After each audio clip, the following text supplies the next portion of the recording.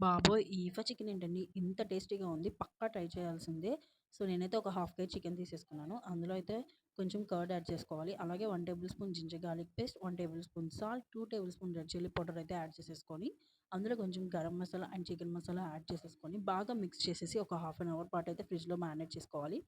తర్వాత మనం main ingredient అయిన మయోనీస్ సాస్‌ని అయితే రెడీ చేసేసుకుందాము. ఇందులో 2 చీజ్ స్లైసెస్ వేసి, అలాగే కొంచెం గార్లిక్ యాడ్ చేసి, మనకు కావాల్సినంత మయోనీస్ అయితే యాడ్ చేసేసుకొని, అలాగే కొద్దిగా మిల్క్ యాడ్ చేసుకొని, ఇందులో సాల్ట్ ఇంకా షుగర్ యాడ్ చేసుకుంటే మన మెయిన్ ఇంగ్రీడియంట్ రెడీ అయిపోతుంది.